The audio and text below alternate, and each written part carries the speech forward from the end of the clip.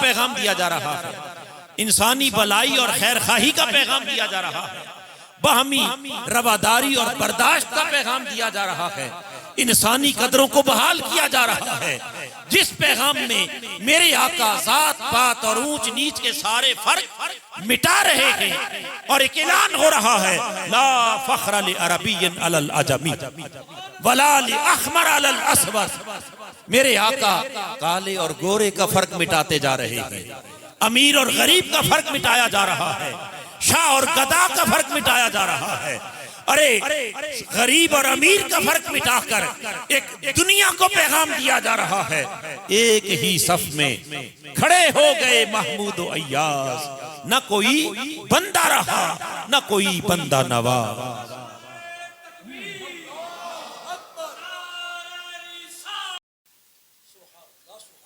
ताजदार कायनात की ज़बान अक़दस से जब ये दर्द भरा पैगाम, ये मोहब्बत भरा पैगाम, ये हिकमत भरा पैगाम ऐन इंसानी फितरत के मुताबिक और इंसानी उमंगों की तर्जुमानी करने वाला ये पैगाम कायनात इंसानी तक पहुंचा ना, तो मक्का के गरीब उनके दिलों के अंदर वो जो छुपी हुई हसरतें थी, आरजुएं थी, वो तार मेरे हुजूर ने छेड़ दिए।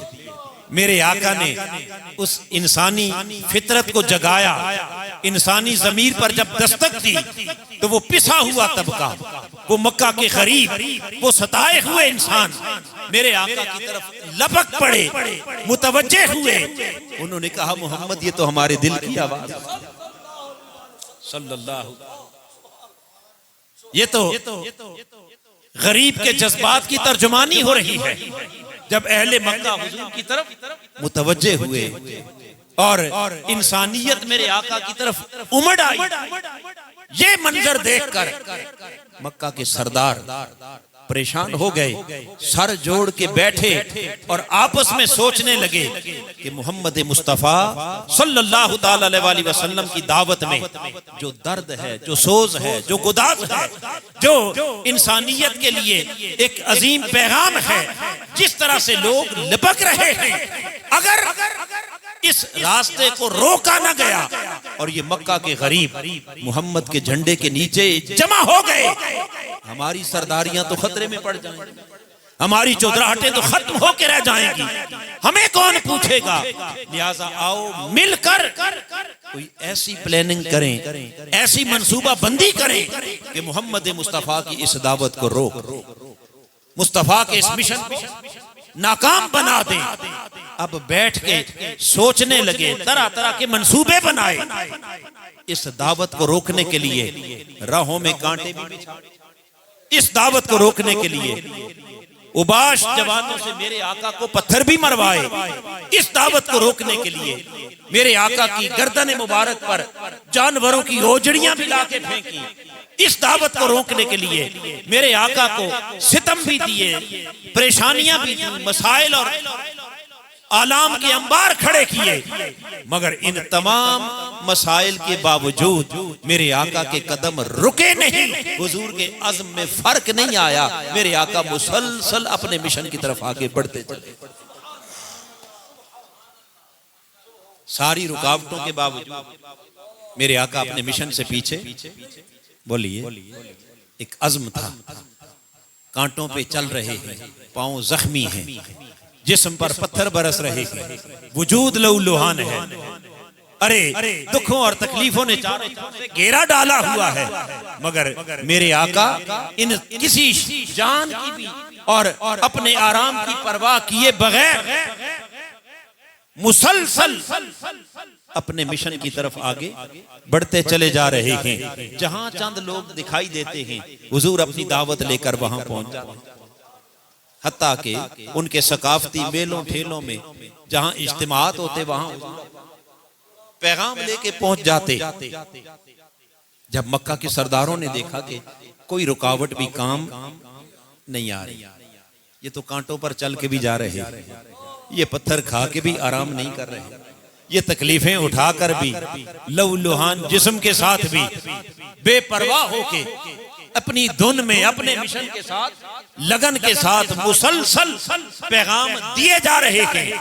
और आवाज में जो दर्द है, जो सोज है और जो तासीर है, जो असर है, ये आवाज जिसके कानों में भी पड़ गई, गैर जानिबदार होकर जिसने मोहम्मद की दावत को सुन लिया, जिसके दिल में ये बात उतर गई, फिर वो मर तो सकता है मगर मुस्तफा का दामन छोड़ नहीं सकता। लिहाजा हमारी सारी मंसूबे तो दरे के दरे रह गए। अब कोई ऐसा रास्ता ढूंढे कि लोग मोहम्मद की बात सुनना छोड़ दो,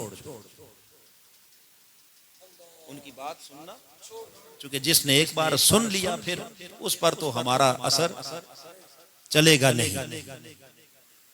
अब ये सरदारों की मीटिंग क्या है, सर जोड़ के बैठे, प्लानिंग हो रही है। और उस मीटिंग एक बड़ा बदतरीन बदबख्त सरदार जिसका नाम था वलीद बिन मुगीरा। वलीद बिन मुगीरा ने कहा भाई एक तजवीज मेरे ज़हन में आई, बाकी तो कोई बात भी हमारी कारगर साबित नहीं हुई। अगर इनका रास्ता रोकना चाहते हो ना, लोगों को इनसे दूर करना है, तो मेरे ज़हन में ये तजवीज है कि क्यों ना ऐसा करें, जहां मुस्तफा अपनी दावत लेके जाएं, हम इनके जाने से पहले वहां पहुंच जाएं और जाकर लोगों में ववेला मचा दें, शोर मचा दें और जाकर कहना शुरू कर दें कि खबरदार कोई शख्स मोहम्मद की बात न सुने, माज़अल्लाह मोहम्मद मुस्तफा दीवाना हो चुका। क्या कहें कि हुजूर इन पर जादू हो गया है और जादू के असर ने इनकी अकल को खत्म कर दिया, ये दीवाने हो गए, मजनून हो गए, माज़अल्लाह पागलों वाली बातें करते, इनकी बात ना सुनना। और चूंकि इंसानी फितरत है कि जब उसे ये पता चल जाए ना कि कोई शख्स पागल है, दीवाना है, तो कोई भी सलीमुल फितर किसी पागल की बात सुनता। बोलिए, उन्होंने कहा ये एक मुअस्सर जरिया है कि हम लोगों को इनसे दूर कर दें, भगा दें, ताकि वो बात ही ना सुने। इसलिए कि जिसने सुन लिया फिर हम उसे बचा। जब उन्होंने शोर मचाना शुरू किया, जहां हुजूर जाते वहां पहले सरदार पहुंचे और जाकर क्या कहते कि मोहम्मद दीवाने हो गए, इनकी बात ना सुनना। अब इतना बड़ा इल्जाम, क्या इतना बड़ा इल्जाम दीवानगी का, जुनून का, और इल्जाम भी किस पर लगाया जा रहा है? कुर्बान जाएं उस हस्ती पर जिसके कदमों से कयामत तक इल्म और हिकमत के चश्मे फूट गए, जिसने कायनात को शऊर की खैरात है, जिसने सारी कायनात को अकल, दानाई और हिकमत सिखानी थी, उस रसूल को क्या दीवाना कहा जाने लगा। शोर मच गया मक्का के शहर के अंदर, गैरत खुदाबंदी जोश में आ गई। रब ने कहा हबीब घबरा नहीं, परेशान न हो, ये जो कहते हैं कहने दे, खबरदार तुझे अपनी सफाई में कुछ कहने की जरूरत ही नहीं है, तुझे अपने हक में कोई बयान देने की हाजत ही नहीं है। देख वो तेरा खुदा जिसने तुझे रसूल बना के भेजा है, अगर ये दीवाना कह रहे हैं तो प्यारे हबीब हमारी गैरत खुदाबंदी को इन्होंने चैलेंज किया है। अब बोलना आपने नहीं, इल्जाम फर्श पे लगेगा, जवाब अर्श से आए।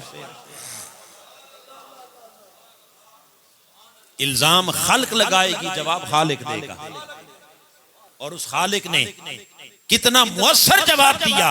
रब ने कहा मेरे हबीब को दीवाना कहने वालों, नो वल कलम वमा यस्तुरून, मुझे दवात की कसम, मुझे कलम की कसम, वमा यस्तुरून, और उस कलम की लिखी हुई तहरीरों की कसम, मैं इल्म के खजानों की कसम खाकर ऐलान कर रहा हूं, मेरा मुस्तफा दीवाना,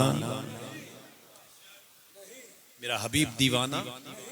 ये तो एक माना है जिसे अहले इल्म ने बयान किया कि नून से मुराद दवात हो गई, और आगे फिर कलम, और फिर आगे कलम की लिखी हुई तहरीरें, किताबें। अब कौन से कलम की कसम? जब कहा ना वल कलम, क्या कहा? वल कलम की कसम। तो कौन सा कलम? अहले इल्म इस पर तवज्जो करें कि यहाँ कलम को नकरा बयान नहीं किया, बल्कि अल कलम, कलम के ऊपर क्या किया? अलिफ लाम दाखिल करके उसे खास मारिफा बना दिया। तो जब खास कलम हो गया तो बारी ताला कौन सा खास कलम? रब के हबीब ने फरमाया आओ तुम्हें बताऊं वो खास कलम, अव्वलु मा खलक़ल्लाहु अल कलम, जिस कलम को खुदा ने सबसे पहले खुद पैदा किया। जिस कलम को रब ने खुद सबसे पहले पैदा किया और पैदा करके फरमाया उक्तुब, ए कलम लिख। ए कलम, जब वो कलम चला उसने लिखना शुरू किया, बिमा काना व बिमा हुवा काइनु, जो हो चुका था वो भी लिख डाला और जो आइंदा होने वाला था क़यामत तक लिख डाला। अब हाज़रीन मुहतरम, आइंदा होने वाला क्या था? वो कायनाते खल्क की तकदीर का फैसला था जो उस कलम ने लोहे महफूज पर लिख दिया। क़यामत तक कायनाते खल्क की तकदीर तो लिखी, मगर बिमा काना, जो हो चुका था, जो पहले हो चुका था। इसका मतलब ये है कि आइंदा सारी कायनात की तकदीरें तो वो कलम लिख ही रहा था, मगर बिमा कान बता रहा है कि उस कलम से पहले भी कुछ हो चुका था। उस कलम से पहले भी कुछ हो चुके, जो हो गया था वो भी लिखा और जो होने वाला था वो भी लिखा। अब होने वाली कुल खल्क थी और जो पहले हो चुका था उससे कलम से पहले वो क्या था? वो नूरे मुस्तफा था। वो क्या था? जिसको इमाम अब्दुल रज़ाक ने अपनी मुसन्नफ के अंदर हजरत जाबिर बिन अब्दुल्लाह से रिवायत बयान किया कि जब उन्होंने पूछा या रसूलल्लाह, अल्लाह ने सबसे पहले किस शय को पैदा किया?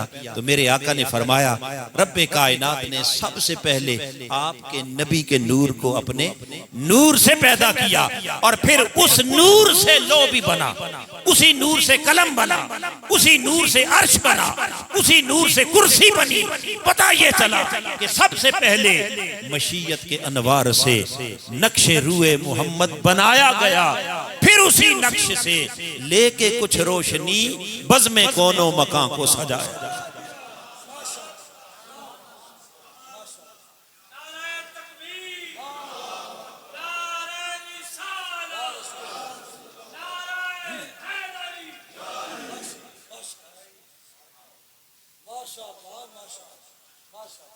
तो गोया उस कलम से भी पहले मुस्तफा का नूर है, जिस नूर से वो कलम बना। तो अब चूंकि कलम बाद में है, नूर बोलिए, और उस कलम के बाद फिर उस कलम की लिखी हुई सतरें और किताबें उसके भी बाद है। लिहाजा इस तरतीब को सामने रखकर, चूंकि कलम और कलम के बाद आगे तहरीर और उस कलम से पहले जो वजूद था, कलम तकदीर से भी पहले वो क्या था? वो मुस्तफा का नूर, मुस्तफा की हकीकत। लिहाजा इस तरतीब को सामने रखकर इस नून से एक दूसरा इशारा मिला। रब ने कहा नून, मुस्तफा तेरे नूर की कसम, कसम है नूर मुस्तफा की, वल कलम, और फिर मुझे कसम है उस नूर मोहम्मदी से वजूद में आने वाले पहले कलम, वमा यस्तुरून, और फिर कसम है उस पहले कलम तकदीर से लिखी जाने वाली सारी कायनात खल्क की तकदीरों। मा अंत बिनिअमति रब्बिका बिमजनून, मैं कलम तकदीर और लोहे महफूज पर लिखी हुई तकदीरों की कसम खा कर कह रहा हूं कि मेरे मुस्तफा मजनून और दीवाने नहीं है। ये एक माना है वल कलम वमा यस्तुरून का, और फिर एक दूसरा माना भी मुराद लिया अहले इल्म ने, आइमा मुफस्सिरीन ने, और वो क्या है, फरमाते हैं कि इस कलम से मुराद, वो कलम तकदीर, अब फरमाते हैं कि इस कलम से मुराद वो खास कलम जिस कलम ने रब के कलाम कुरान को लिखा। सबसे पहले जिस कलम ने क्या लिखा, बोलिए, जब आका अलैहिस्सलाम पर वही उतरती थी ना कुरान, तो आका अलैहिस्सलाम फिर वो कुरान आगे सहाबा लिखवाते थे, और जिसे जो मुयस्सर होता था उसके ऊपर वो कुरान मजीद लिख लेता। तो फरमाया वल कलम, मुझे कसम है उस कलम की जो कुरान लिख रहा था, वमा यस्तुरून, और फिर उस कलम से लिखे हुए कुरान की कसम, मा अंत बिनिअमति रब्बिका बिमजनून, ए मेरे हबीब आप अपने रब की नेमत के बाइस दीवाने नहीं।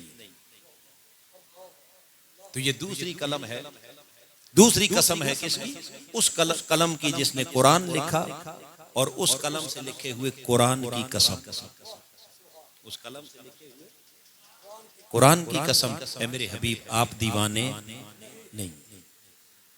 फिर हाज़रीन मुहतरम, इसी आयत करीमा का एक तीसरा माना क्या, जैसे आइमा मुफस्सिरीन ने बयान किया, फरमाते हैं कि ये जो कलम के ऊपर अलिफ लाम है, क्या है अलिफ लाम, ये सिर्फ एक ही किस्म का नहीं होता, इसकी भी कई किस्में, इस अलिफ लाम की भी कई अक़साम हैं, और उनमें से एक किस्म है लामे जिन्स। क्या है, तो अगर इसको लामे जिन्स मान लें, अलिफ लाम जिन्स ही माने, तो इसका मतलब हुआ कि किसी एक कलम की नहीं, बल्कि जिन से कलम की कसम। क्या, और जब जिन से कलम की कसम हुई तो माना यह हुआ कि हबीब कयामत तक लिखने वाले हर कलम की कसम, कयामत तक लिखने वाले हर कलम की कसम, वमा यस्तुरून, और फिर आगे फरमाया उस कलम से लिखी तहरीरों की कसम। अब जरा अगले लफ्ज पर गौर करना, यस्तुरून, ये सीगा मुजारे है, क्या है, बोलिए, मुजारे का सीगा है, और अरबी ग्रामर की रूह से जब मुजारे का सीगा आता है तो उसमें हाल का माना भी होता है और उसमें मुस्तकबिल का माना भी, दोनों जमाने शामिल होते हैं। तो खालिक कायनात ने वमा यस्तुरून कहकर फरमाया मेरे हबीब मुझे कलम की कसम, और जो कलम आज लिख रहे हैं और जो कलम कयामत तक लिखते रहेंगे, कयामत की सुबह तक लिखी जाने वाली हर तहरीर की कसम, मेरे मुस्तफा आप दीवाने नहीं, आप दीवाने। ये तीसरा माना है जिसको खालिक कायनात ने कसम के तौर पर बयान किया, कलम और कलम से लिखी तहरीर की कसम, चूंकि इल्म को फैलाने का सबसे मुअस्सर जरिया कलम ही है। इल्म को फैलाने का मुअस्सर जरिया क्या है, बोलिए, कलम ही है। दो जराए हैं, एक जबान और बयान है, जबान और बयान, और दूसरा कलम और तहरीर, कलम और किताब, कलम और किताब। तो एक तकरीर है और दूसरी तहरीर, लेकिन इन दोनों में फिर ज्यादा मुअस्सर क्या है, वो तहरीर, चूंकि जबान और बयान जो है वो वक्ती तौर पर तो लोगों को फायदा देता है या नहीं, मगर एक वक्त गुजर जाने के बाद फिर हमेशा के लिए वो सूदमंद नहीं होता। जिसने जो जितना याद रखा, जो भूल गया वो बातें हवा में चली गई। लेकिन जब वो इल्म नो के कलम से सफाए किरतास पर मुंतकिल हो जाता, फिर वो हमेशा के लिए क्या महफूज हो जाता है। फिर कोई आज से 100 साल, आज से बोलिए आज हम सदियों पहले जो उलमा की तहकीकात हैं, तफासीर हैं, आज अगर उनसे इल्मी इस्तिफादा कर रहे हैं तो किसकी वजह से कर रहे हैं? इस कलम की वजह से। किसकी वजह से? बोलिए। अगर वो कलम ना होता और उस कलम की तहरीर ना होती तो आज से 400-500 साल पहले लिखी हुई किसी तफसीर का आज हमारे पास कोई हवाला होता? बोलिए। ये रिसर्च किसके जरिए पहुंची? और जो आज दुनिया में तहकीकात हो रही है, रिसर्च हो रही है, बड़े बड़े मुहक्किकीन पूरी दुनिया के अंदर खुदा जाने क्या क्या कुछ इंकिशाफात और तहकीकात कर रहे हैं। बाकी मुहक्किकीन को तो एक तरफ कर दें, अगर सिर्फ हम अपने कायद, अपने शेख और अपने उस्ताद शेखुल इस्लाम को ले लें, एक हस्ती जिसके कलम से अब तक 1000 से जायद कुतुब लिखी जा चुकी। कितनी? बोलिए। 1000 से जायद कुतुब जिस एक शख्सियत के कलम ने तहरीर कर दी दुनिया के हर मौजू पर, इंसानी जरूरत के मुताबिक। आका अलैहिस्सलाम के दीन का कोई गोशा भी आपने छोड़ा? ऊंचा बोलिए।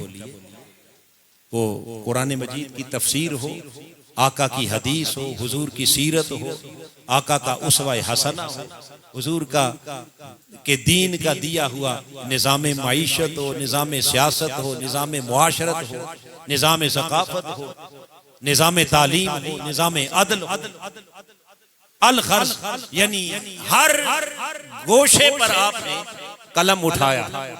और वो तहकीकात, क्या वो जो तहकीकात हैं वो आज सिर्फ इस दौर के लिए नहीं, बल्कि आज से सदियों बाद आने वाले भी उस तहकीक से क्या फायदा उठाएंगे या नहीं उठाएंगे? ऊंचा बोलिए। सदियों बाद आने वाले भी उन तहकीकात से फायदा उठाएंगे। और वो क्यों फायदा उठाएंगे? उसके पीछे रोल किसका है? ये है वल कलम। मुझे कसम है कलम की कि जिसने मशरक के इल्म को मगरिब तक पहुंचा दिया और जिसने मगरिब की तहकीकात को मशरक तक पहुंचा दिया, जिसने सदियों पहले तहकीकात को सदियों बाद तक पहुंचा दिया। यार हाज़रीन मुहतरम, इस तरह कायनात इंसानी में इल्म फैलाने वाले उस मुअस्सर जरिया इल्म यानी कलम की कसम, मा अंत बिनिअमति रब्बिका बिमजनून। इल्म के उस बुनियादी सोर्स की कसम खाकर हम कह रहे हैं कि महबूब आप दीवाने, जिसका खुदा इल्म के जराए इल्म की कसम, किताब और कलम की कसम खाकर ऐलान करे, भला वो महबूब मजनून कैसे हो सकता है? और फिर ये तो तीसरा माना था ना, वल कलम वमा यस्तुरून का। और फिर एक चौथा माना भी इल्म ने बयान,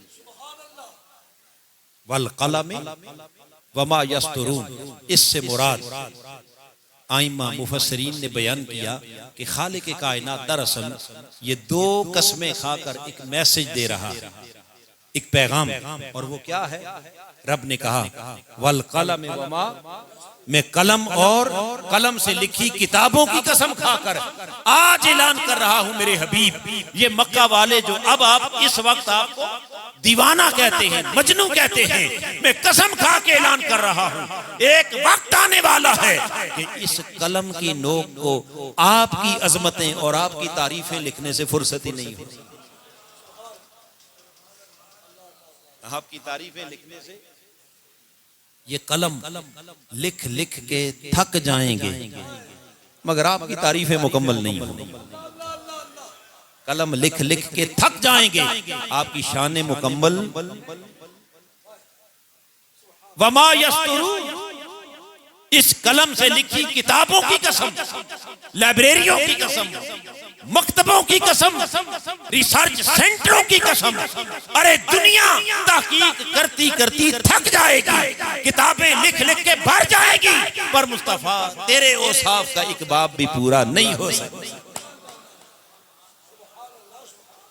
लिखने वाले खुद लिख लिख कर बिल आखिर कह उठेंगे, हो गई जिंदगियां खत्म, और कलम टूट गए, पर तेरे औसाफ का एक बाब भी पूरा न हुआ। तेरे औसाफ का एक बाब भी पूरा न हुआ। ये माना है वल कलम वमा यस्तुरून का। मुझे कलम की कसम और उस कलम की लिखी हुई तहरीरों की कसम, मा अंत बिनिअमति रब्बिका बिमजनून। आप अपने रब की नेमत के बाइस मजनून, बोलिए मजनून। अब हाज़रीन मुहतरम, यहाँ जुनू की नफी हो रही है। क्या यानी इल्जाम था ना दीवानी, उस दीवानगी की अल्लाह ने क्या कर दी? नफी कर दी, उसको रद्द कर दिया। मगर तरदीद करते हुए खाली कसम खाकर सादा लफ्ज में ये नहीं कहा कि आप दीवाने नहीं, बल्कि उस दीवानगी की नफी से पहले बिनिअमति रब्बिक, उसने कहा अपने रब की नेमत की वजह से, अपने रब की, बोलिए। तो यहाँ बिनिअमति रब्बिक का लफ्ज काबिल गौर है। अपने रब की नेमत, कौन सी नेमत? रब की कौन सी नेमत? हाज़रीन मुहतरम, अगर गौर करें तो अल्लाह की कोई एक नेमत नहीं, नेमतें बेशुमार। नेमतें कुरान मजीद में अल्लाह पाक ने फरमाया, इन तुअद्दू नेमतल्लाहि ला तुहसूहा। अगर तुम अल्लाह की नेमतों को गिनना चाहो तो गिन नहीं सकते, शुमार करना चाहो तो शुमार। तो अल्लाह की नेमतें अनगिन, लातेदाद, बेशुमार नेमतें। मगर उन बेशुमार नेमतों में सबसे बड़ी नेमत, सबसे अजीम नेमत जिसका जिक्र कुरान में खालिक कायनात ने किया, फरमाया वज़कुरू नेमतल्लाहि अलैकुम इज़ जअल फीकुम अंबिया। फरमाया लोगों, अपने खुदा की उस अजीम नेमत का जिक्र करो जब उस मौला ने तुम्हारे दरमियान अपने अंबिया को मबूस फरमाया। तो अंबिया का आना ये अल्लाह की सबसे बड़ी नेमत है। हाज़रीन मुहतरम, पता ये चला कि नेमतें बेशुमार, मगर बेशुमार नेमतों में सबसे अजीम नेमत, उस नेमत का नाम नेमत नबुव्वत है। क्या है नेमत?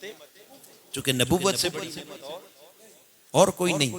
अब खालिक कायनात ने फरमाया, जब नबुव्वत सबसे बड़ी नेमत है तो बिनिअमति रब्बिक, ए हबीब, आप पर आपके रब की नेमतें, और रब की नेमतों में सबसे बड़ी नेमत नबुव्वत है।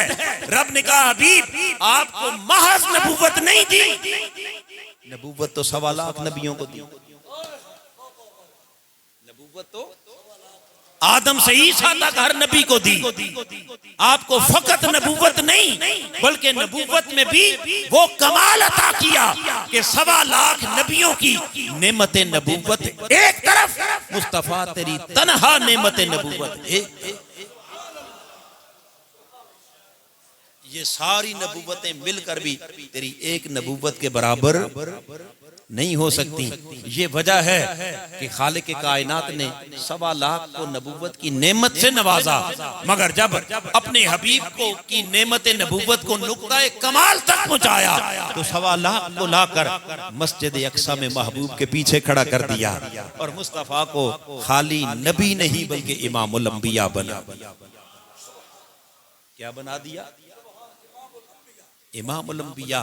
तो फरमाया, हबीब जहां सारे नबियों की नेमत नबुव्वत की इंतहा होती है, वहां से तेरी नेमत नबुव्वत की इब्तिदा होती है। वहां से आपकी नेमत नबुव्वत की, तो जिसके दामन में इतनी बड़ी नेमत नबुव्वत हो, बेनेमत रब्बिक का माना क्या हुआ कि जिसकी झोली में खुदा ने इस कदर इतनी बड़ी नेमत नबुव्वत, जो 1.25 लाख नबियों की नबुव्वतों पर भी भारी हो। अरे मक्का वालों, जरा सोच के बताना, इतनी बड़ी नेमत का हामिल वो दीवाना हो सकता है? वो दीवाना कैसे हो सकता है? क्या हिकमत भरा अंदाज है इस इल्जाम को रद्द करने का। एक नेमत तो अल्लाह की क्या है? नबुव्वत है। और फिर नबूवत से आगे चले, कुरान मजीद का मुताला करें तो नबूवत के बाद फिर अल्लाह की एक अजीम नेमत इल्म भी है। क्या है? इल्म भी अल्लाह की अजीम तरीन नेमत। और फिर इल्म में खास तौर पर जो इल्मुल वही, क्या वही के जरिए जो अल्लाह पाक डायरेक्ट अपने नबी को इल्म देता है, उस इल्म से बड़ी नेमत तो और कोई नहीं है। लिहाजा खालिक कायनात ने कुरान मजीद के अंदर अपने हबीब के उस इल्म का जिक्र करते हुए रब ने कहा, प्यारे हबीब, आपके रब ने आप पर किताब भी नाज़िल की और हिकमत भी नाजिल की, और वो किताब और हिकमत नाजिल करके वअल्लमका मा लम तकुन तअलम, आपको वो सब कुछ सिखा दिया जो आप पहले से नहीं जानते थे। वकान फदलुल्लाहि अलैका अजीमा, और यही आपके खुदा का आप पर सबसे बड़ा फजल है। यही आपके रब का सबसे, तो आपको ऐसा, बोलिए, रब की तरफ से ऐसा इल्म, जिस इल्म को अल्लाह अपना सबसे बड़ा फजल कह रहा है। रब ने कहा, प्यारे, इतनी बड़ी नेमत से जिसे हमने नवाजा हो, जिसके पास वो इल्म की खैरात हो, जिस इल्म को हम अपना सबसे बड़ा फजल कह रहे हैं, इतनी बड़ी नेमत का हामिल महबूब, भला खुद सोचना क्या वो दीवाना हो सकता है?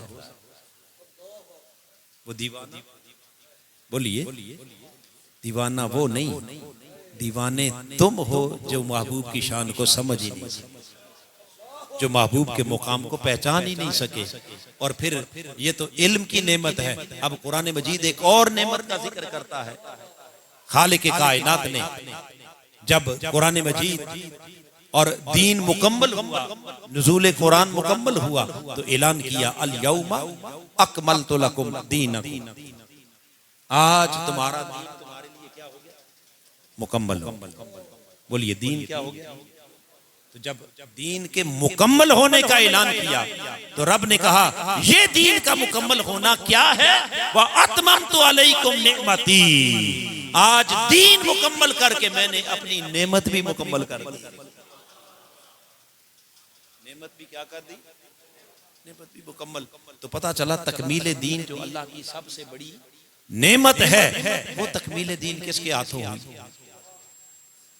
तकमील दीन, बोलिए, किसके हाथों हुई?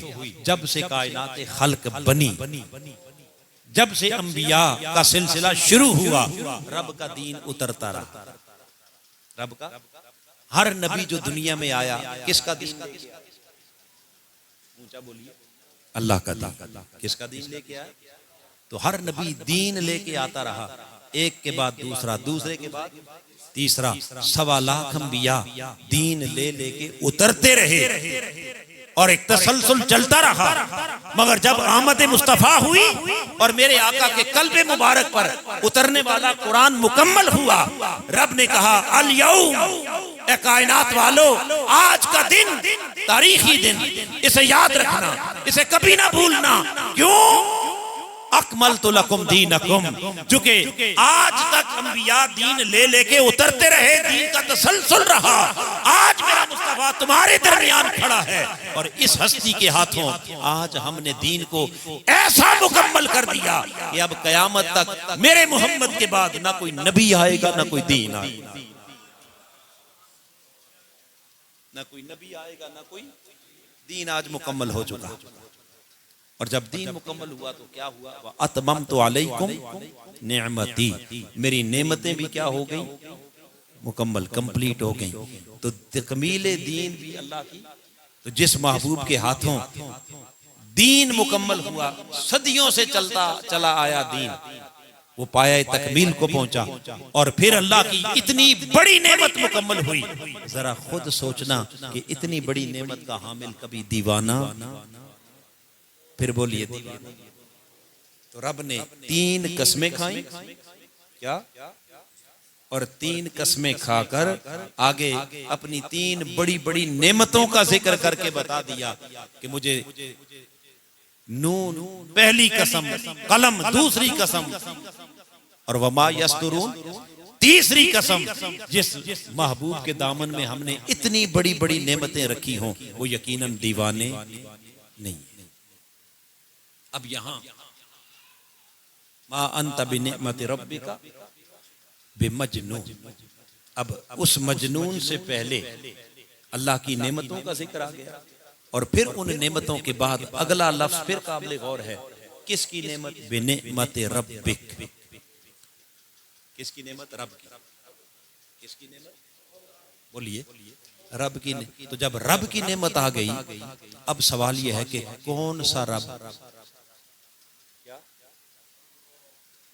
किसका रब? और सादा कर दे बात, कौन सा और किसका रब? खालिक कायनात ने फरमाया बिनिअमति रब्बिक, सिर्फ रब नहीं, आपका रब। क्या कहा? हुजूर को मुखातिब, आपका रब। अब बारी ताला अपनी रबूबियत को खास कर रहा है अपने हबीब के साथ, खुद को उनका रब कह रहा है।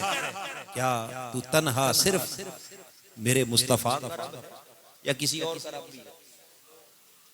बोलिए ना, वो सिर्फ हुजूर का रब है या किसी और का रब भी है?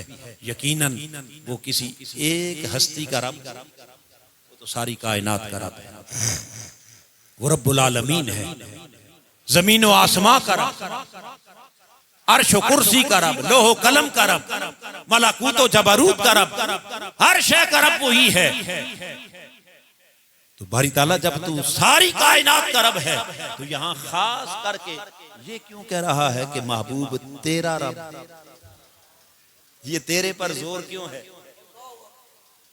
तेरे पर जोर क्यों? उसने कहा आओ इस तेरे की निस्बत को समझने के लिए पहले जरा रब का माना तो समझो कि रब कहते किसे? बोलिए, रब रब किसे कहते हैं? तो अरबी जुबान का लफ्ज है रब्बा युरब्बी तरबिया। रब कहते हैं तरबियत करने वाला। और तरबियत क्या है, इसका माना अहले ज़बान ने बयान किया, फरमाते हैं तबलीगु शैअ इला कमालिही बिहस्ब इस्तिदादिही शैअन व शैअ। फरमाते हैं कि किसी शय को उसकी इस्तिदाद के मुताबिक नुक्ताए कमाल तक पहुंचाना, आहिस्ता आहिस्ता दर्जा बदर्जा। बस जो किसी को उसके नुक्ताए कमाल तक पहुंचा दे उसे कहते हैं रब। उसे क्या कहते हैं? बोलिए। अब रब ने कहा मैं रब्बुल आलमीन हूं, सारी कायनात का रब, जिसका माना यह है कि कायनात की हर शय को जो कमाल मिला वो खुदा ने अता किया। जो कमाल मिला किसने अता किया? बोलिए। गोया हर कमाल में उसकी शान रबूबियत है। हर कमाल में क्या? जिस शय में भी देखोगे उसकी रबूबियत का रंग दिखाई देगा। शम्सो कमर में देखो, शजरो हजर में देखो, दरियाओं की रवानी में देखो, समंदरों की तुग़यानी में देखो, पहाड़ों की बुलंद बाला कामत में देखो, जिधर भी देखोगे तुम्हें किसका रंग दिखाई देगा? खुदा की रबूबियत का। चूंकि हर शय में कमाल किसका है? उसी रब की रबूबियत का। उसने कहा यूं तो मैंने हर शय को कमाल तक पहुंचाया, सो हर शय का रब बना। मगर कायनात वालों गौर से सुनो, जहां कुल कायनात खल्क के कमाल खत्म होते हैं, उससे ऊपर जो कमाल है उस कमाल का नाम कमाल मोहम्मदी। सारी कायनात खल्क के कमाल जहां खत्म होते हैं, वहां से मेरे महबूब के कमालात शुरू होते हैं। तो लिहाजा मैं रब तो सबका हूं और सबको कमाल मैंने ही अता किए हैं।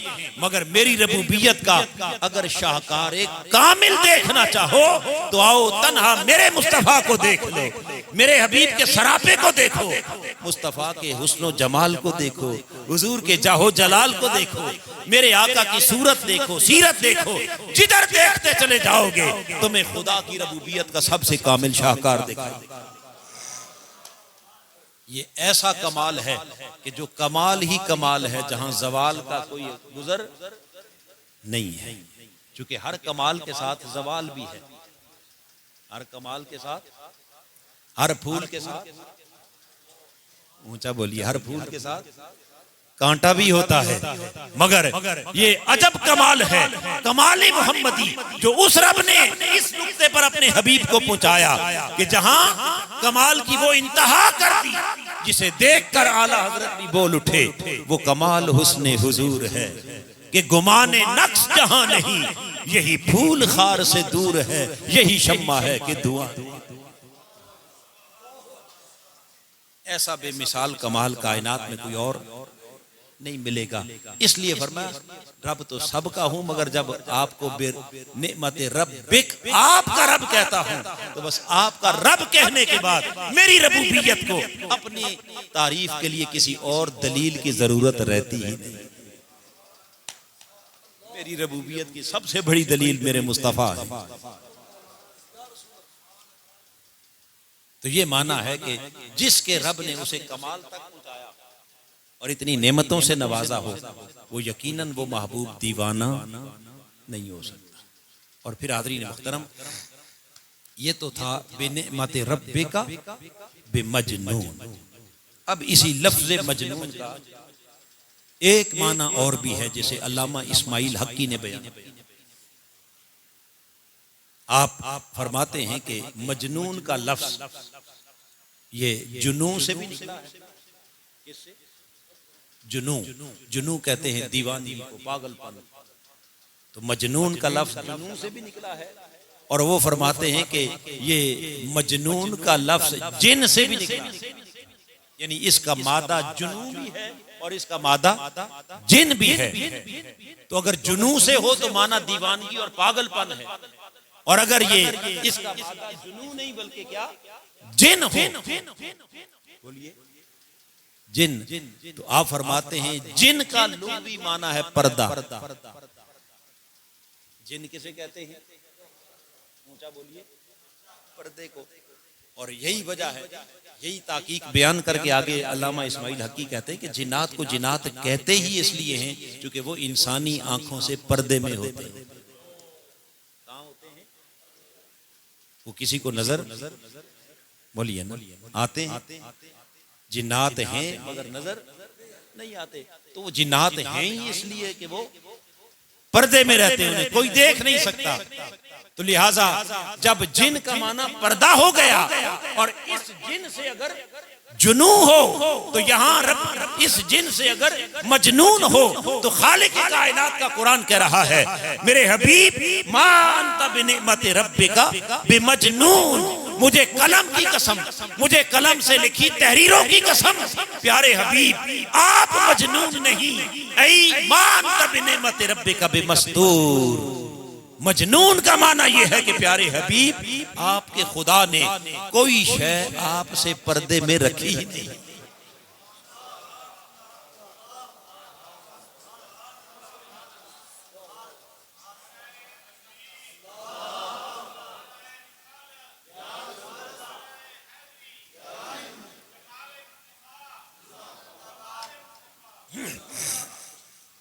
मा अंत बिनिमत रब्बिका बिमजनून ऐ बिमस्तूर, खुदा ने कोई शय आपसे मस्तूर पर्दे में नहीं रखी। उस खुदा ने हर शय से पर्दा उठा के सब कुछ महबूब तेरे सामने करने, सब कुछ तेरे। तो जिसकी निगाहों से कोई शय पर्दे में ना हो, फर्श से अर्श तक और मकान से ला मकान तक कायनात का जर्रा जर्रा जो महबूब की निगाहों के सामने हो, माजी भी देख रहा हो, हाल भी देख रहा हो और मुस्तकबिल भी जो देख रहा हो। अरे मक्का वालों सोचो तो सही, कुछ तो अकल के नाखन लो, तुम किसे दीवाना कह रहे हो? तुम किसे दीवाना कह रहे हो? तुम्हें शर्म नहीं आती? उस हस्ती को दीवाना कह रहे हो जिसके खुदा ने पर्दे उठाकर सारी कायनात खल्क महबूब के सामने रखा। ये माना बयान करके अल्लामा इस्माइल हक्की आगे फिर इसकी ताईद में हुजूर की हदीस लाते हैं, आका अलैहिस्सलाम की हदीस जामे तिर्मिज़ी की हदीस वो बयान करते हैं। आप फरमाते हैं कि आका अलैहिस्सलाम ने इरशाद फरमाया, राई तो रब्बी फी अहसन सूरा, मैंने अपने खुदा को हसीन सूरत में देखा। क्या फरमाया? मैंने अपने रब को हसीन। असल हदीस का मजमून आगे है जिसको अल्लामा इस्माइल हक़ी अपनी ताईद में लाए, मगर हदीस शुरू चुके यहां से होती है, तो ये पहला लफ्ज क्या उस तारीफ के लिए एक पहला लफ्ज ही काफी है कि मैंने अपने खुदा को हसीन सूरत में जब देख लिया, तो जिससे खुदा ना छुपा, बाकी क्या छुपाना था।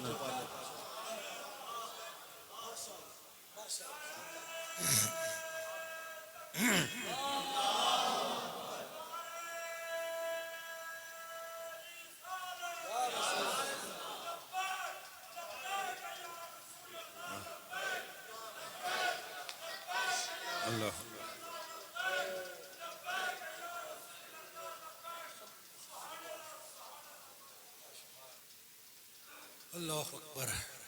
चूंकि सबसे गैबुल गैब क्या है? वो अल्लाह की जात।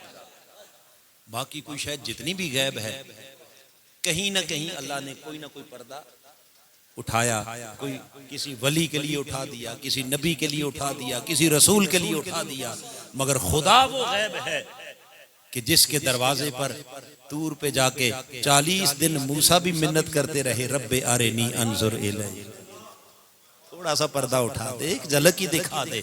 उसने कहा लन तरानी। ये वो गैब है जिसे मूसा तुम भी देख नहीं सकते। तो ऐसा गैब जो सबसे बड़ा गैब है, मेरे आका ने फरमाया, राई तो रब्बी फी अहसन सूरा, जब मैंने उस खुदा को भी हसीन सूरत में देख लिया, जहां जिस महबूब से वो खुद न छुपा, बाकी क्या छुपा। और फिर आगे मेरे आका ने फरमाया, जब मैंने अपने रब को हसीन सूरत में देखा ना, क्या देखा? हसीन जलवा देखा। फवादा यादहु बैन कतफैया, मेरे उस खुदा ने अपना दस्ते कुदरत मेरे दोनों कंधों के दरमियान मेरी पुश्त पे रख दिया। अपना दस्ते कुदरत मेरी पुश्त मुस्तफा पर। किसका हाथ? दस्ते खुदा।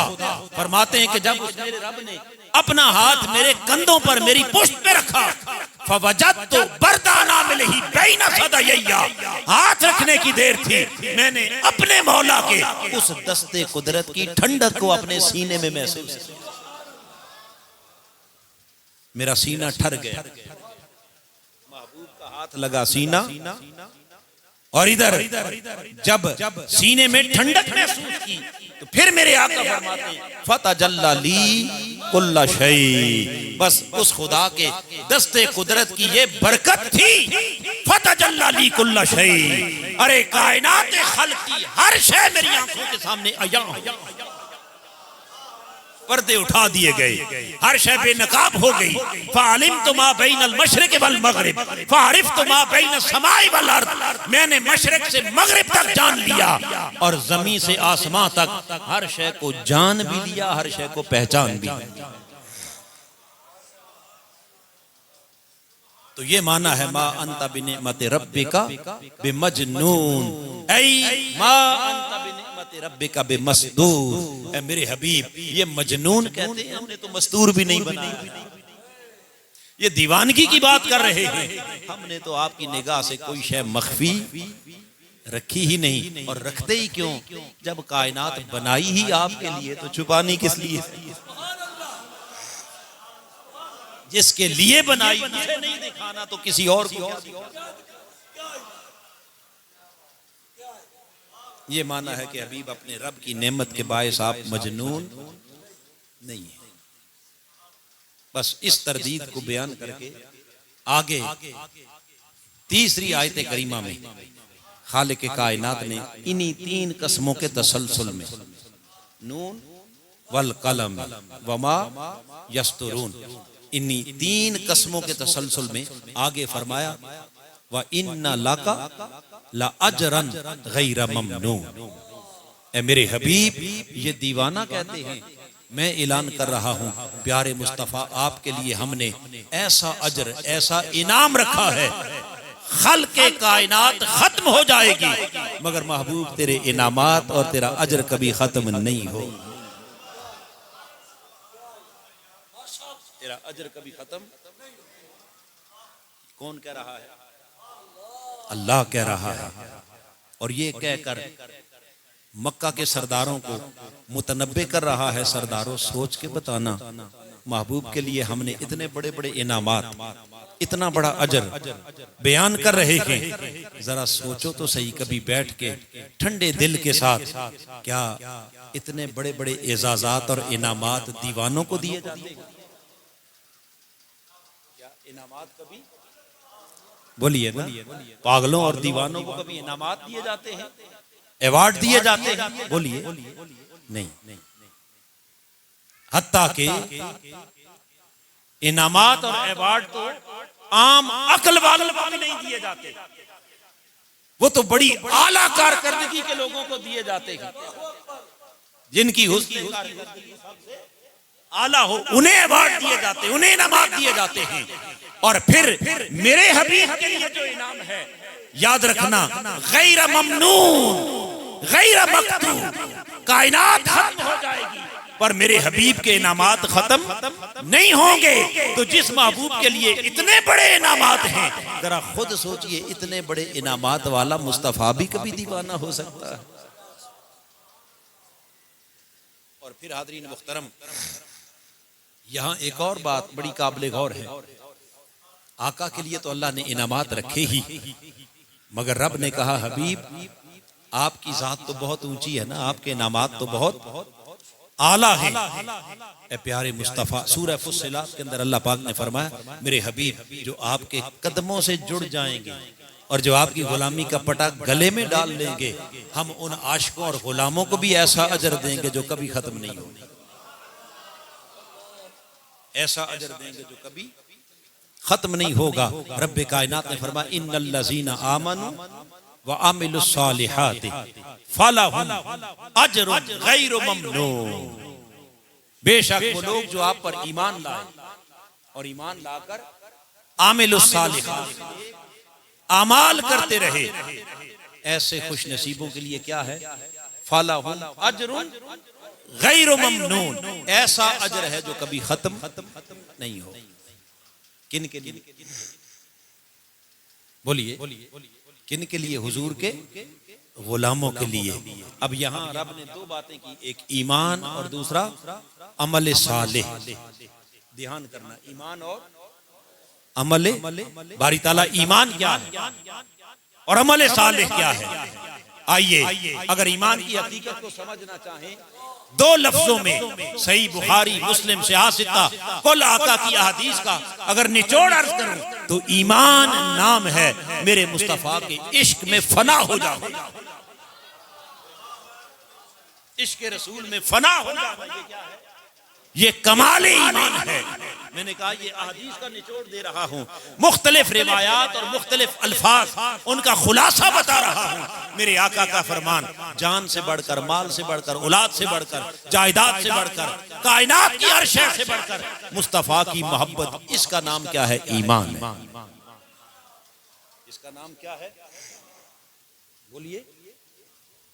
ईमान। ईमान आका का इश्क है। अब जब इश्क मिला तो ईमान हो गया।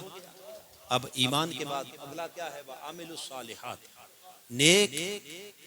नेक अमाल। अब पूछते हो भाई नेक अमाल क्या शय है? नेक अमाल क्या है? कोई शख्स अमल कर रहा है, कोई शख्स क्या कर रहा है? अमल कर रहा है। ये अमल नेक है या बद है? इसके नेक और बद होने का क्राइटेरिया क्या है? नेकी और बदी का मेयार क्या है? अमाले सालिहा की कसवट्टी क्या है? रब्बे कायनात ने फरमाया अमाले सालिहा की कसवट्टी फकत एक है और वो है इताअत मुस्तफा, इत्तिबाए मुस्तफा, गुलामी मुस्तफा।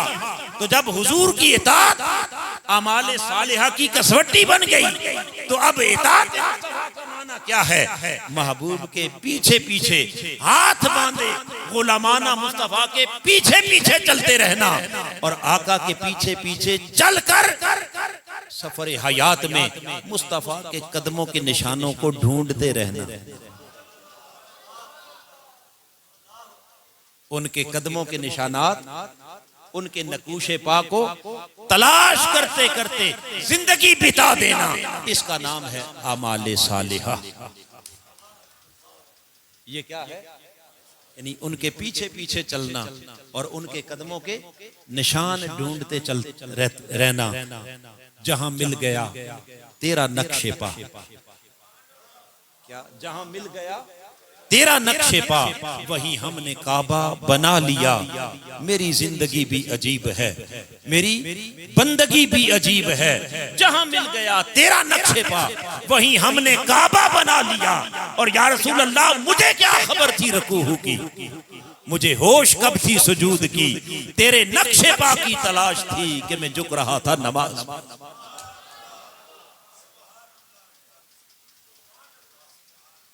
तो क़याम हो या सजदे हो, काबे के तवाफ हो या सफा मरवा के चक्कर हो, हर जगह महबूब के कदमों के निशान ढूंढने का नाम क्या है? अमाल सालिहा। ये है अमल व अमल सालिहात का माना। तो फरमाया हबीब जो इश्क में भी फना हो गए और जिनकी जिंदगी तेरे कदमों के निशान ढूंढते ढूंढते गुजर गई, अमाल सालिहा का पैकर हो गए, बस जिनके गले में तेरी गुलामी का पटा आ गया, उन आशिकों और गुलामों के लिए हमने एक ऐसा अजर रखा है गैर ममनून, जो कभी खत्म नहीं होगा। अरे हबीब जब तेरे गुलामों का ये अजर है तो मुस्तफा तेरे अपने अजर का आलम क्या? तेरे अपने अजर का आलम, ये शान है उनके गुलामों की, ये शान है उनके गुलामों की। सरदार का आलम क्या होगा? और हाज़रीन मुहतरम, यहां फिर जरा एक जुमले पर गौर करना, इन्ना ला अजरन गैर ममनून, आपके लिए ऐसा अजर रखा जो कभी खत्म, फिर बोलिए कभी खत्म नहीं होगा। मेरा छोटा सा सवाल है, कभी सोच लेना इस पर कि जिस मुस्तफ़ा पर होने वाले इनामात खत्म नहीं होंगे, उस मुस्तफ़ा की जात कैसे खत्म हो?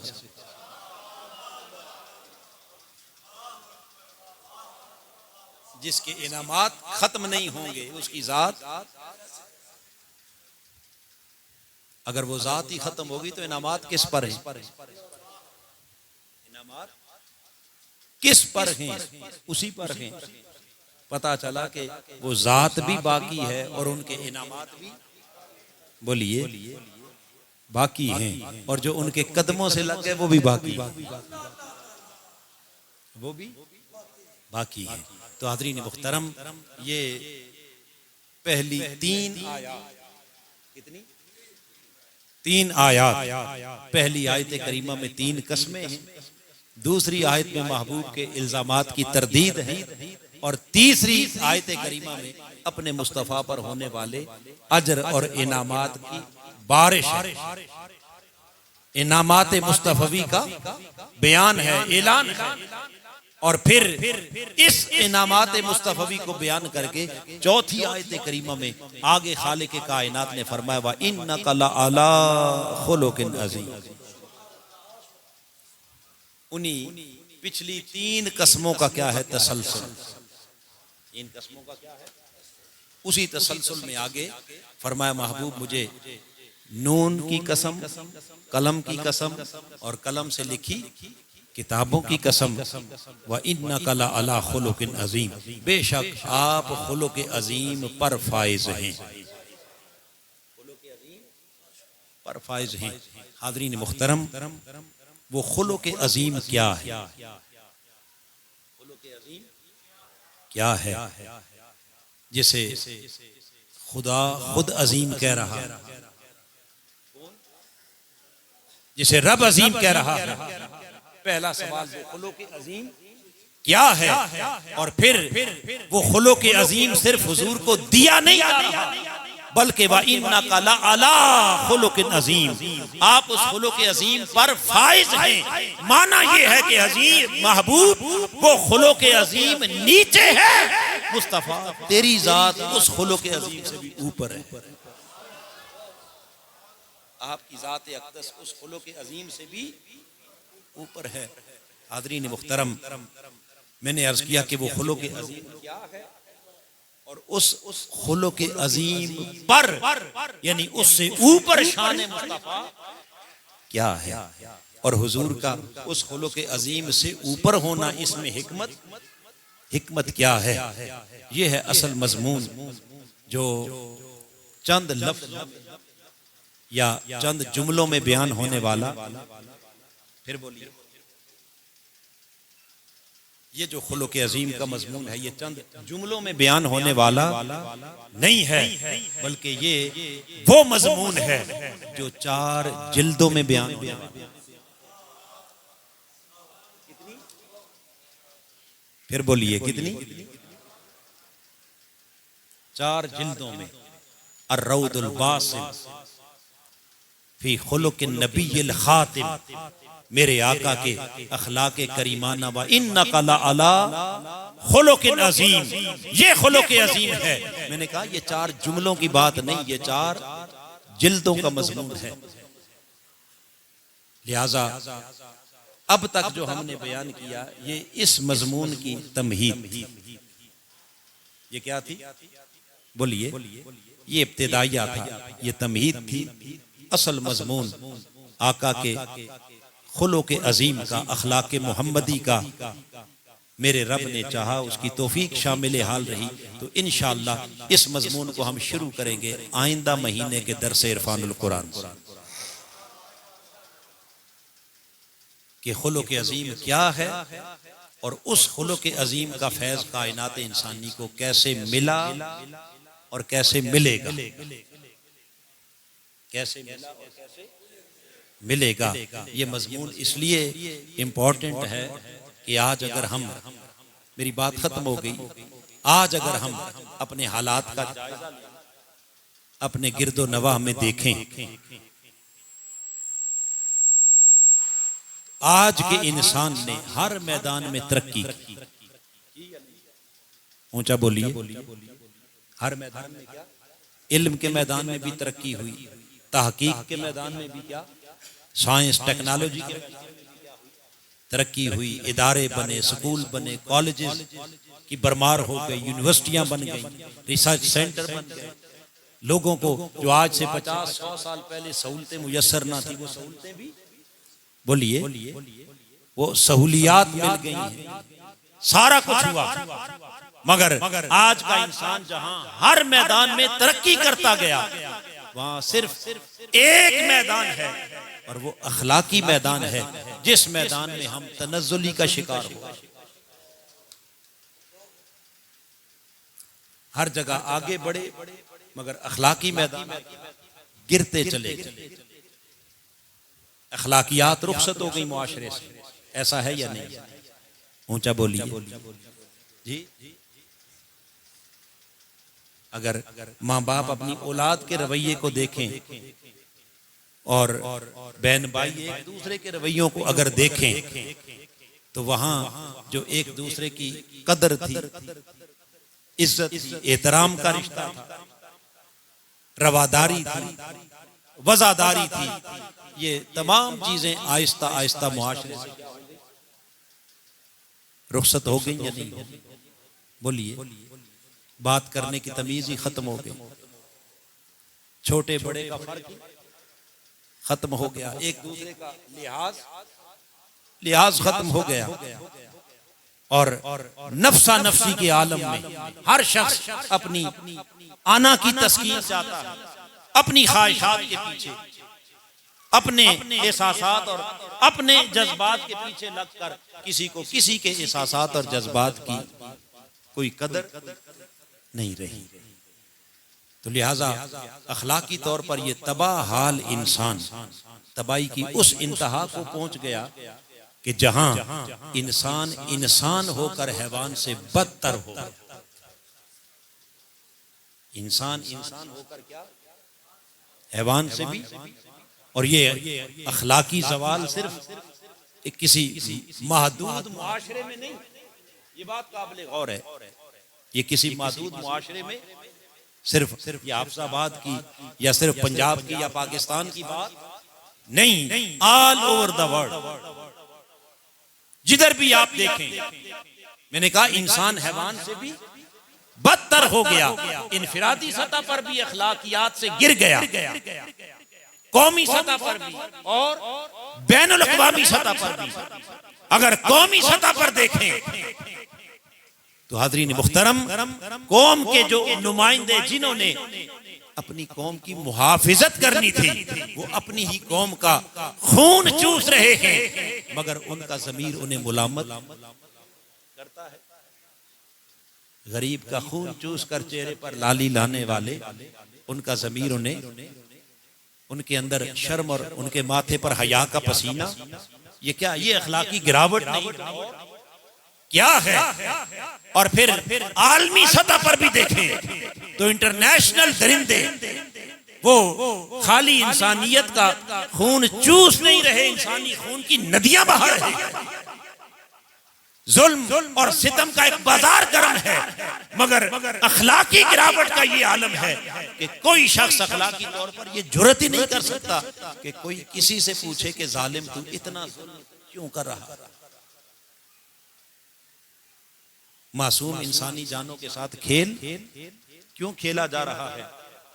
मुझे बताइए कि इससे बढ़कर भी कोई अखलाकी गिरावट हो? इंसान कहां पहुंच गया? मैंने कहा देखने में इंसान है मगर हैवान से बदतर हो गया। आओ इस इंसानियत की मेराज माल में, दौलत में, असबाब में, वसाइल में नहीं, इंसानियत की मेराज अखलाकी कदरों में।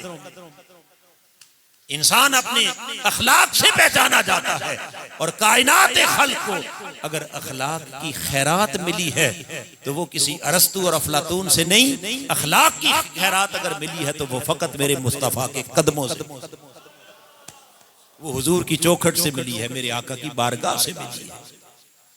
जिस मुआशरे में मेरे आका ने कदम रखा वो इंसानी शक्लों में हैवान से भी बदतर मुआशरा था, मगर अखलाके मोहम्मदी ने उस मुआशरे को ऐसा बना दिया कि खुद न थे जो राह पे औरों के हादी बन गए। क्या नजर थी जिसने मुर्दों को मसीहा कर दिया।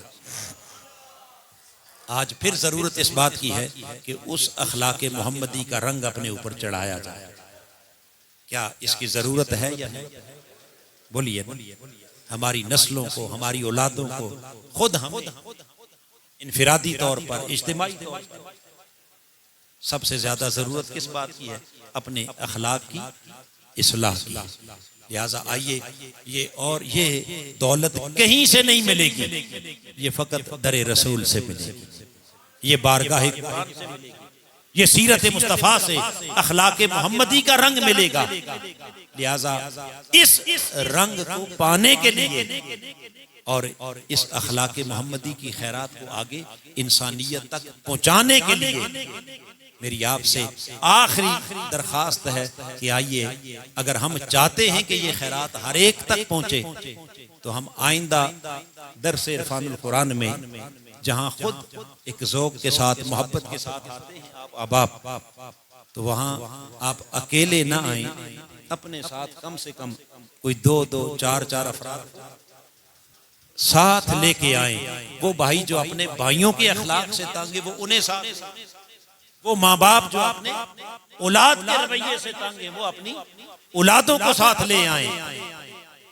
और इसी तरह फैमिलीज के लिए भी एहतिमाम है। हमारी बहनें, बेटियां हमारे साथ मौजूद हैं, वो बहनें, वो बेटियां जो अपने शोहरों के रवैये से तांगे वो उनको अखलाके मोहम्मदी का रंग सिखाने के लिए वो अपने साथ ले आए। वो शोहर जो अपनी बीवी के रवैये से तांगे वो अपनी बीवियों को, बेटियों को साथ ले आए, क्योंकि हम सब मरीज हैं और दवा मिलेगी दरे मुस्तफा से।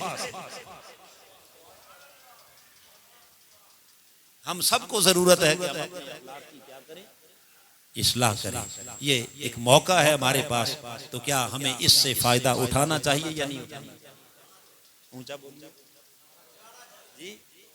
तो लिहाजा आइए इसमें एक दूसरे के मुआविन बन जाएं, मददगार बन जाएं, ताकि हम जब एक दूसरे के मुआविन बनेंगे तो अल्लाह हमारी खुद मदद फरमाएगा, फिर रास्ते बनते चले जाएंगे और अखलाक समर गए तो फिर इंशाअल्लाह जमीन के ऊपर ये इंसानों का मुआशरा रहेगा तो इंसानों का ही, मगर रश के मलाइक बन जाएगा। अगर खुलो के मोहम्मदी का रंग चढ़ गया तो फिर इंसान आम इंसान नहीं रहेगा, फिर उस पर मलाइका भी रश करेंगे, फिर फरिश्ते भी उसे सलाम करेंगे, सलूट करेंगे। तो ऐसा इंसान बनने के लिए मेरे आका के कदमों से जुड़ना जरूरी है। और उसके लिए मैंने कहा कि आज तमहीद, अगला दर्स इंशाअल्लाह इस अखलाक के ऊपर इन डिटेल हम इन्नका लअला खुलुकिन अजीम से शुरू करेंगे।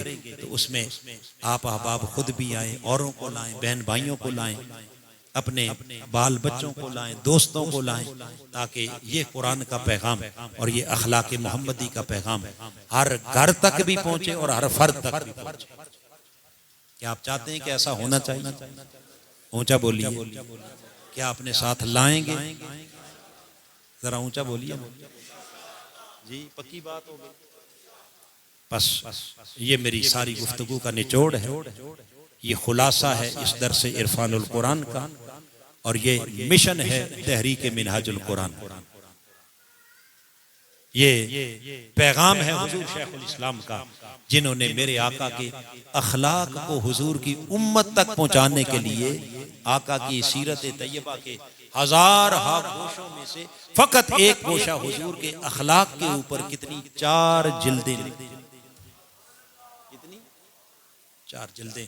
आगे इंशाअल्लाह चलते जाएं, 4 जिल्दों का तारुफ भी होगा, फिर उनसे हुजूर के अखलाक बयान भी होंगे, और फिर हम कोशिश करेंगे कि जो कुछ बयान करें, जो कुछ सुने, फिर उस अखलाक मोहम्मदी का रंग भी अपने ऊपर चढ़ाते चले जाएं, अपने आप को उस रंग में रंगते चले जाएं। खालिक कायनात हमें इस रास्ते पर इस्तिकामत अता फरमाए, इस मिशन का सिपाही बनाए, और इस दावत को घर घर और फर्द फर्द तक पहुंचाने की तौफीक अता फरमाए। आमीन। वमा अलैना इल्लल बलागुल मुबीन।